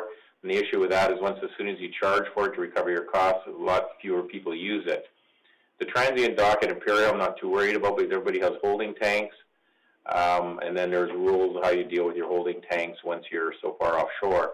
Britannia would be another issue there. Again, we'll have to deal with that, and it's something I think we should look into with both Steveston and us, because of all those boats in Steveston, there's not one pump out station around there, and I don't know what they're doing with it all. But that's for discussion. But I'd like to move forward and just worry about our stuff, if we can work with other people on that. The oily water part, that's up to everybody's personal boat. There are extremely heavy fines from Fisheries and Ocean if you discharge oily substances. So we make sure every boat has at least bilge. I don't know if you guys know all this stuff. They're called bilge socks. You have to keep them in your bilge, and you make sure you have them in there. But that's a thing we'll just encourage and do it. And 99% of boaters are very green orientated as well, so I'm not too worried about that. But that's how I would deal with that. And it might take us 4 to 6 months to get a green marine certification, but it wouldn't be difficult. Okay. Thank you very much. Any further questions? I'll make a comment on that as well. I'm the city rep on the Steveston Harbor Authority, and I think if we do go ahead with this proposal, we should probably ask the Harbor Authority to get involved in helping providing some of those services, because basically there's a lot of boats out there that are not served with sewage and things like that. So they do have a washroom at the foot of 3rd Avenue, but that's about it. So I think that we could use some improvements on their part. Okay, anybody else? Would somebody like to move the motion then? Move the recommendation. Any discussion? All those in favor? Aye. Contrary, carried. Harold, okay, next item. One further thing. I understand there is a boat in question along the waterfront, and I would like to move a motion that staff take all the necessary action to remove this one boat that's tied up on our docks, that's tied up day and night on our docks. Do we have a seconder? I'll second it. Okay. Yeah. You gotta get rid of it. Any discussion on that motion? And Bill is absolutely correct, and the person is actually basically not following the rules. Let's put it that way. Put it that way, yeah. Good. All those in favor? Aye. Contrary, carried. And I've got a further referral later on that's not related to this at the end of the meeting. Okay, the next item, spring break program updates. Thank you, Mr. Chair. I have nothing more to add to this report and would be happy to answer any questions. Okay, any questions? Move the recommendation. Linda's got a question. Oh, thank you, Mr. Chair. I don't have a question. I just wanted to thank everybody, and you know, we're all our representatives to community associations, and we know how difficult it's been for them and how they've pivoted to help serve their community. And I know that our community has really been grateful for the services that they have been able to provide, and they've been really well received. I know as the liaison to the library as well, they've been, all their programs have had such a big uptake. So thank you to everyone. I know it's difficult times, but we're doing it together. Thank you. Okay, the motion been moved. All those in favor? Contrary? Carried. Next item, Bowling Green Community Activity Center, terms of reference for the public art project. And it recommends that the Activity Center public artwork as presented in the report be endorsed.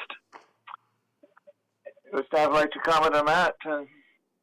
Thank you, Mr. Chair. I'm here to answer any questions, and I don't have anything to add to the report. Yeah, Bill. Yeah, what are we envisioning there, and where are we envisioning it? The budget, I believe, is $33,000. We're not going to get very much for $33,000. So I guess my question is, what is envisioned? Through the chair to Councilor McNulty, this report describes the terms of reference. So should council approve the terms of reference, staff will go on to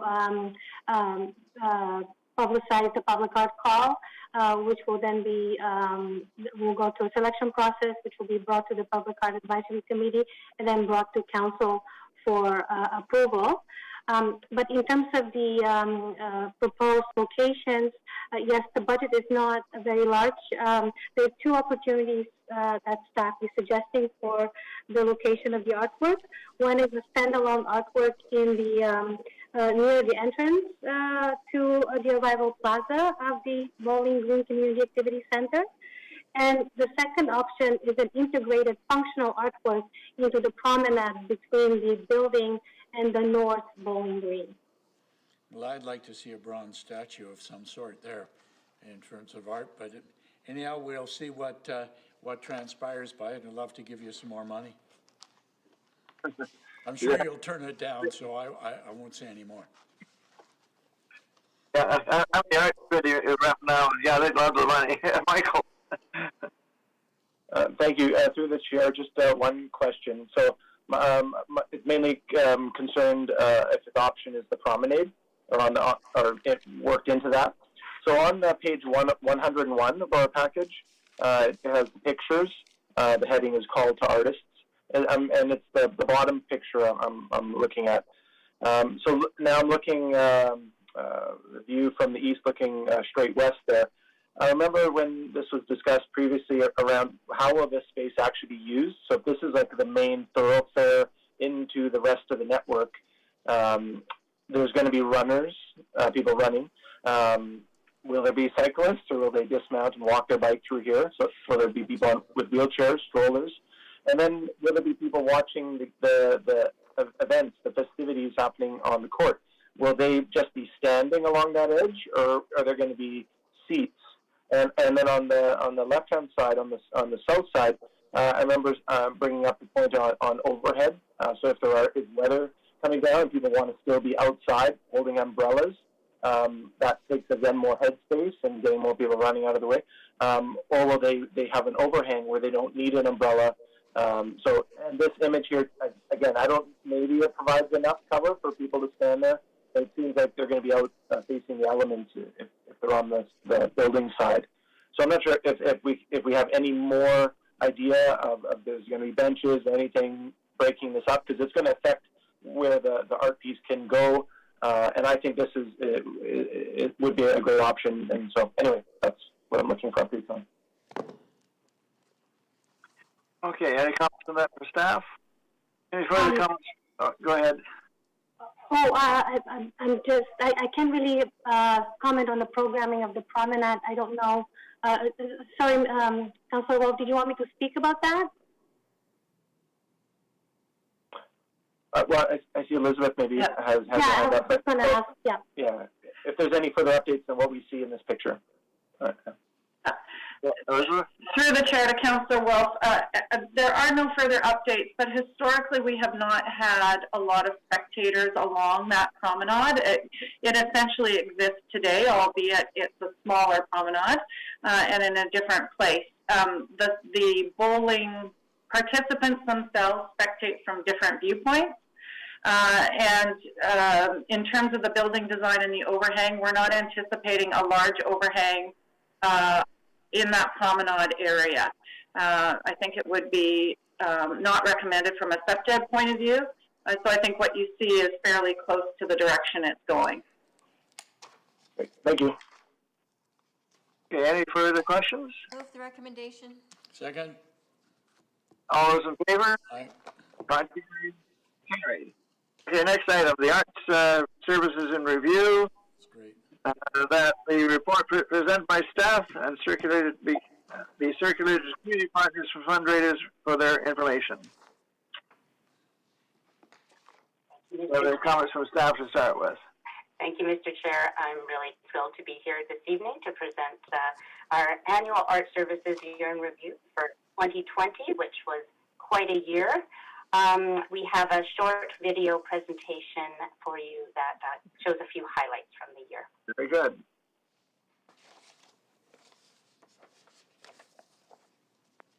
Richmond Art Services is guided by Artworks, an art strategy for Richmond, supporting an art scene that animates our city every day, offers rich arts education and experiences, festivals and events, fosters social connections and wellness, builds arts and culture leadership, and provides creative spaces.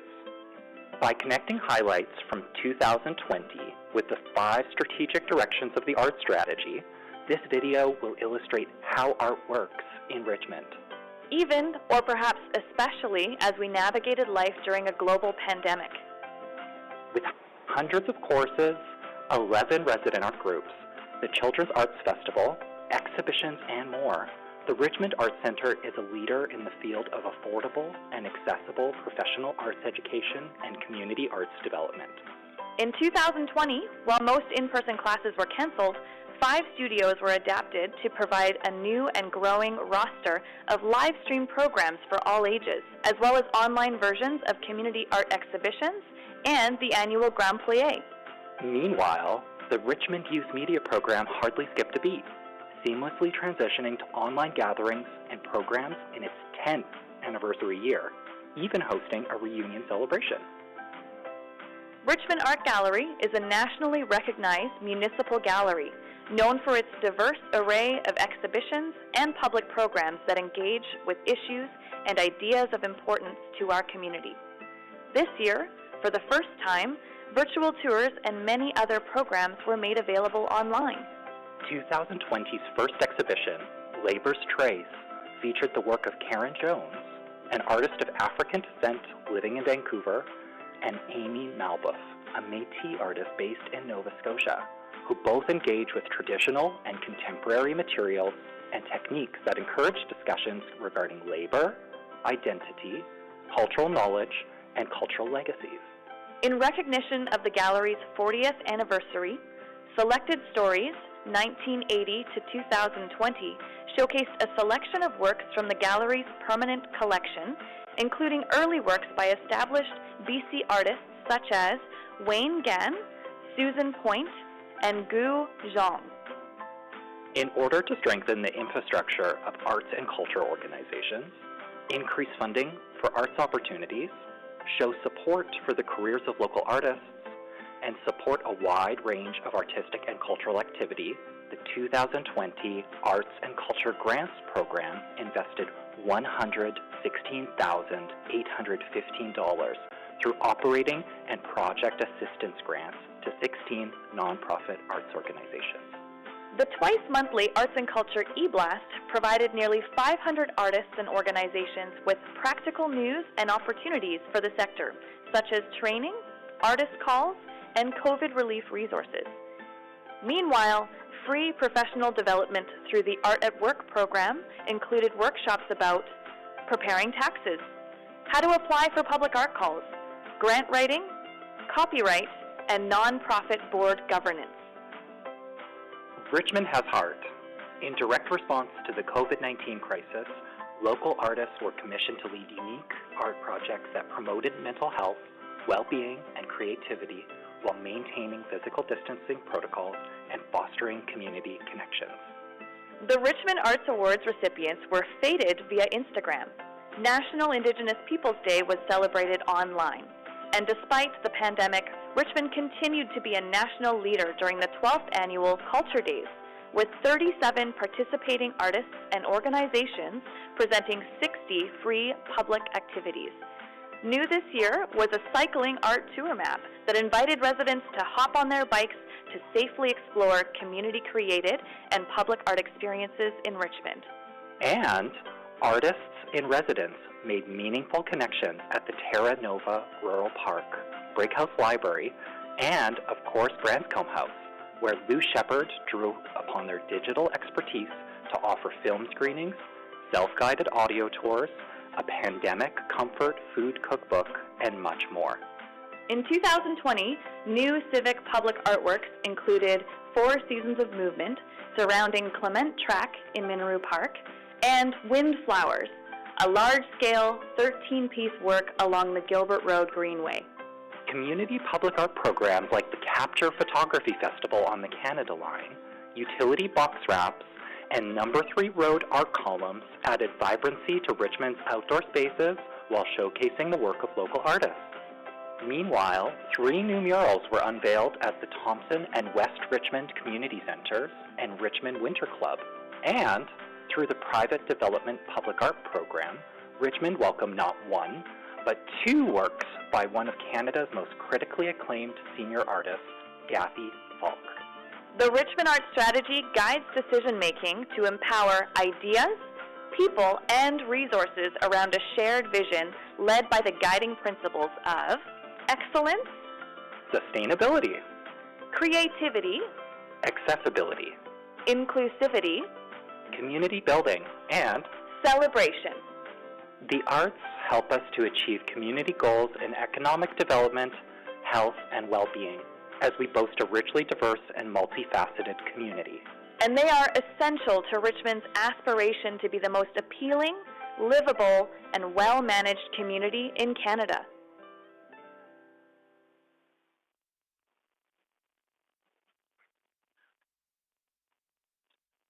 Oh, thank you. That's very interesting. Can we have this shown at the next council meeting? I agree, yeah.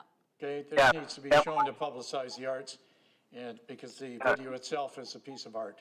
Well done, whoever is behind it, or contributing to it. Yeah, very well done. So, any other questions or comments? Other than thank you for a great year and of all our problems. Good job. Move the recommendation. Second. All those in favor? Contrary? Carried. Okay, next item is the appointments to the Richmond Gateway Theatre Society Board of Directors, and I notice that we'll be making appointments to the board. Marie. Yes, I have nothing further to add, but I'm available for questions. And we also have Camila Tibbs, the Executive Director of the Gateway Theatre Society, is also on hand for questions.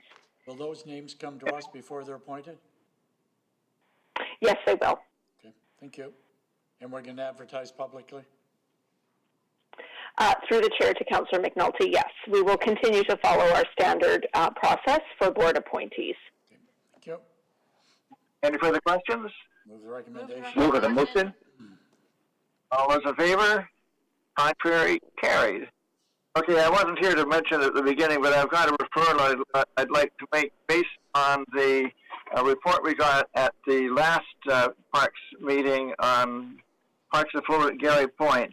And it's dealing with, as council will recall, at one time staff came up with a legacy pier that was going to be between the two of the points along Gary Point. It was going to be huge ones, about 600 meters long in the water. And what we got at the last meeting, we got a lot of diagrams of how the boats would fit in, and basically the gist of the report was that it's too expensive to build heavy-duty floats that we could leave there year-round. And the reason I made the first referral was that when we had the tall ships, I guess it was the King of the Sea event, we left the floats there for all summer long, and people fished off the floats, and it was really, really popular. They then moved in onto the Imperial Landing float, where it's pretty crowded. And it seems to me that we should be providing a pier out there, but not a huge one like that, a very tiny one, so for some of those fishing people. We also took the ramp that went down to the floats during the King of the Sea Festival, and we took it, I guess, to Imperial Landing. So there's no ramp, no float, no nothing. And so what my proposal is that we actually, the staff would come back with a plan to basically build a number 3 road pier at the one location shown in all those maps we got a month ago, where the ships would tie up, and that would allow either 1, 2, 3, or even all 4 floats to be brought from Imperial Landing to be out in front. But in between events, which are going to be few and far between over the years, we would at least have people be able to out and enjoy the river and do some fishing off the pier. In other words, I'm trying to get the approach to the floats permanent, not the floats themselves, but some permanence of something out there that people can actually get out over the water on. And at the same time, I'm hoping that we will start now to try and get a tall ship for 2022 when we come out of COVID-19. It's my feeling that we need to cheer people up a little bit. It's pretty gruesome last year and this year, and we need to brighten people's day a little bit. If we could get a tall ship, we'd have to start now and see if we could get one, and the ships are probably all tied up now too. So the motion I've got is that staff prepare a revised plan for the Gary Point Legacy Pier, similar to the number 3 road pier, or a transition float. And I should explain what. And the report we got last month, that one of the proposals they had for adjoining the floats that are brought in was a transition float. That instead of a pier, you'd have the ramp going down to a float that had piles down on 4 corners. It would go up and down with the tide. So that's another possibility. So that a revised plan for Gary Point Legacy Pier is similar to number 3 road pier or a transition float containing entirely on city-owned land and water lot, with the potential for 1, 2, or 3 floats from Imperial Landing in front and to the west of the pier only. If you go east, you're getting into the harbor channel. And 2, that the city immediately invite a ship or ship for a tall event in 2022, if it's possible to do so. So that's my rule. Any questions from anybody, or? Nope, good stuff. Yeah, all those in favor of the referral? Contrary, carried. Thanks. Okay, manager's report. Thank you, Mr. Chair. I just have 2 quick updates for this evening. First, I'd like to inform committee that registration for summer programs starts on Tuesday, May 4th, with online registration at 8 p.m. for aquatics and 9 p.m. for all other programs. And phone registration through the registration call center begins the next morning at 8:30 a.m. I'd also like to provide an update that the Pitch and Putt will be reopening on Monday, May 3rd. It will be open 7 days per week from noon till 7 p.m. with the last tee off at 6 p.m. And of course, that is weather dependent. Okay, any questions from the committee? Any other staff comments from anybody else? Or is that it? That's it, Councillor Steve. Okay, thank you very much. And it's Michael. Yes, just thank you through the chair. Just very briefly, I thought maybe there was a chance I could respond to staff if they brought this up, but they didn't. So just want to share some comments that I've heard from the public. Kind of thanks to this committee. So some of the users of the Garden City perimeter trail are pleased with the plantings and how successful the ones that have established now are well they're looking. A couple concerns around some of the thorny plants that are a little bit close to where people are walking. I think with the picture they sent me looked like a rose, a wild rose of some sort. So just a bit concerned that was encroaching on the walkway. Some of them were very pleased at the Garden City Road Lansdowne intersection where there was the new lamps put in. I'll thank the Transportation and Public Works on this as well. But they said it was a work of art, was some of the comments I heard, so I thought I'd share it with this group. And then out in Hamilton, because people aren't going out of their neighborhood very much, I've heard a number of people bring things up that even though I'm in Hamilton and I'm going past these places, I don't recognize them because my daughter too, that the basketball nets, there's one that's completely missing, and the foundation for it's there, but there's just the other hoop is missing. The tennis courts, I'm not sure if there's, I don't think I've seen it where we have the priority of where we might be upgrading and modifying tennis courts to have the lines for pickleball, but there's a big push to move to more people to do pickleball, and so at the Hamilton Community Park, there's 2 tennis courts that somebody says was slanting over. I don't know about that, but they do say pickleball could be considered as something to be added there. And then finally, I thought I'd bring it up to this committee because there's more expertise here than just one person. But Thompson Landing is a park in Queensboro, so it's just across Boundary Road. So if you're familiar with the area, I believe Richmond ends at Boundary Road, and then there's the canal, and then there's the New Westminster Park. I don't know if there historically has ever been a walkway or a bridge between the two communities, like a literal bridge that connects the two communities, because there's a lot of people who use that park, and instead of having to go all the way to one end, if there was and it seems like there's a narrow spot where there could have been one at some point. So I'm not sure if that's a consideration, or if it's completely a New Westminster thing. If anyone here is able to speak to it, otherwise maybe we can get a memo, or I can bring this up if it is something that Richmond could do. Staff have any comments? Through the Chair to Councillor Wolf, thank you for bringing those maintenance items forward. We'll definitely take a look at those and address them. You mentioned a couple more planning items. I don't have answers for you here right now. We'd have to look at kind of some of the boundaries, property lines, etc. We'll do that and come back to the group as well. Perfect. Thank you very much. Okay, that brings us to the end of this meeting. We'd like to adjourn and move compliance to the next meeting. Move adjournment. All those in favor, contrary carried.